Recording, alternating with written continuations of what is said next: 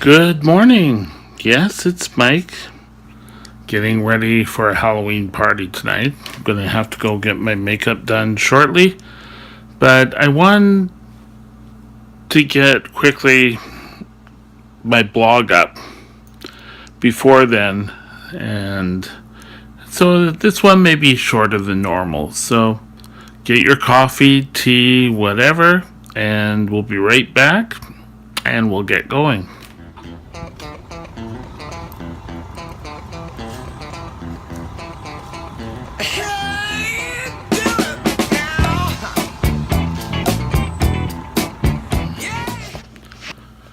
Okay, a disabled passenger who plays hockey and gets on the bus around the Guildford and gets off. I'm not sure if he was heading to the ice rink or coming home, but the bus driver said he would have to get off the bus if a lady with a stroller came on. And to me, this just shows the prejudice out there. I've seen so many not regular, but so many hockey players who come onto the bus carrying those big bags anyway, and there's no problem. This gentleman who's not in a chair but definitely has challenges asked if he could move further to the back, and the driver said no. And I think this is an incident that shouldn't happen. Unfortunately, it did happen, and a lot of times people are just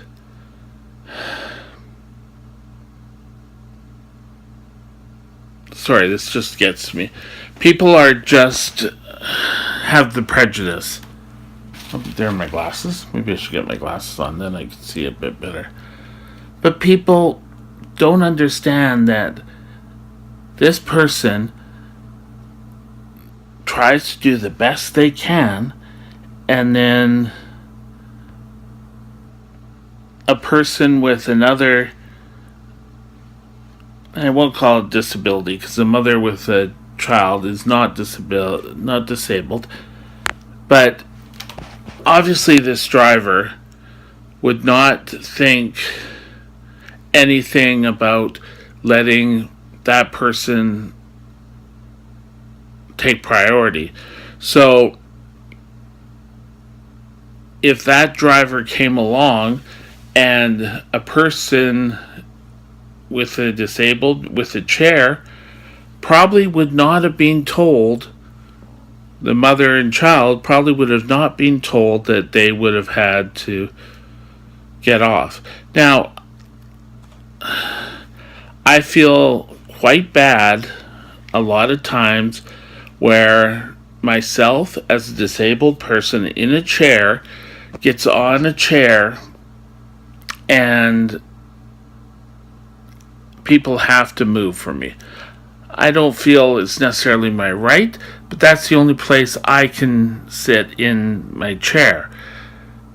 This disabled person offered to change, and the bus driver said no. And if there was no extra room on that bus, the mother and child really should have waited. But, every time I've gone on a bus, the drivers have always been very helpful. And, it's never been sort of like under my breath, oh my God, there's a disabled person. But they do all they can to help out. So, this driver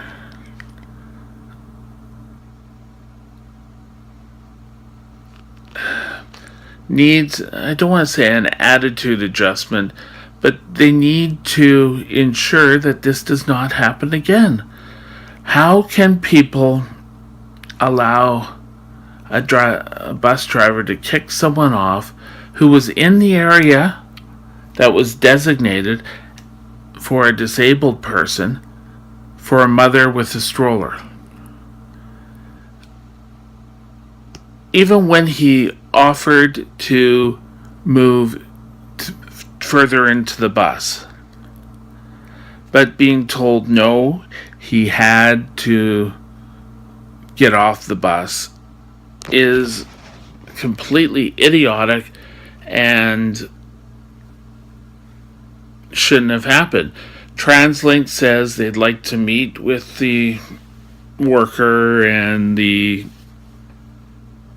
person involved so that they can identify totally the driver, so that they can talk. And this just shows it's really hard to change people's personal views. We see this in the States with the police. They have been brought up believing such actions.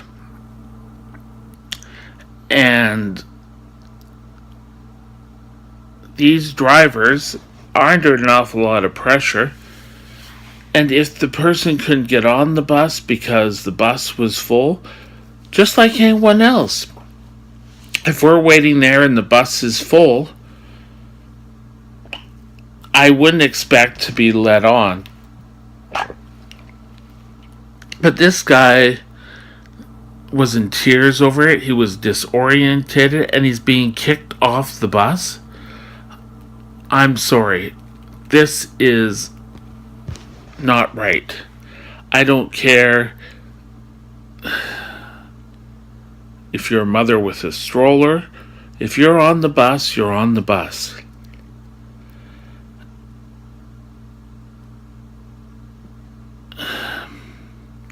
It just gets to me that this is probably the only way he can get around town.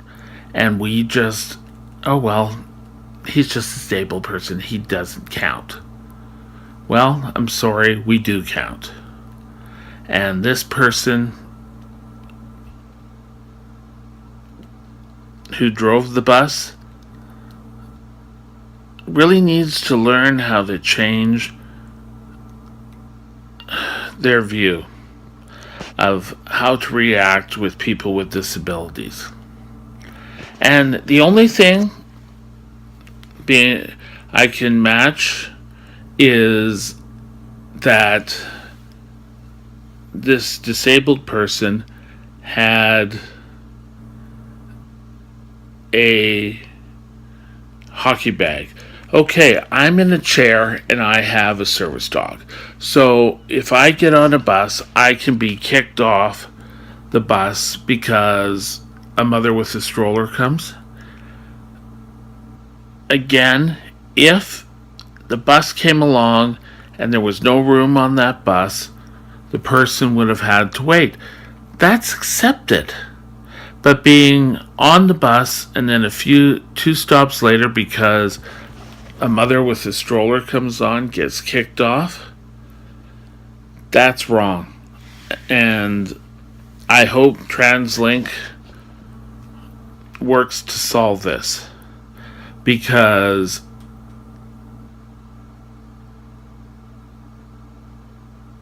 that driver may have knew the person, whatever, but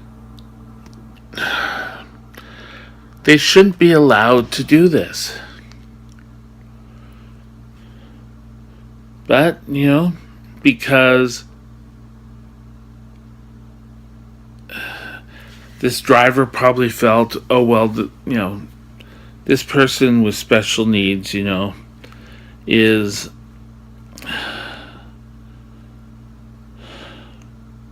not worthy.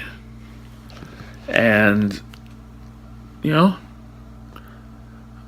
like I said, most of the transit bus drivers I've had to deal with in my chair have bent over backwards to make sure that we were safe and that we were comfortable.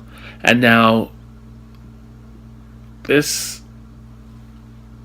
actions of this driver really just kind of puts a whole new damper on things.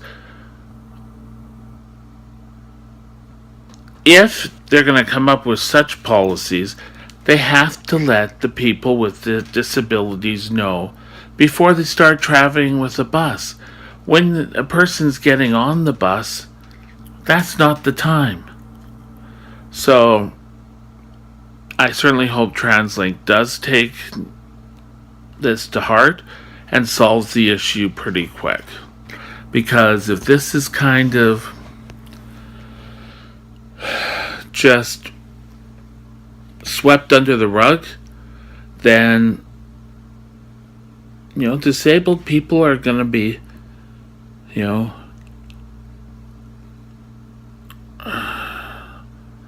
pushed aside again, so that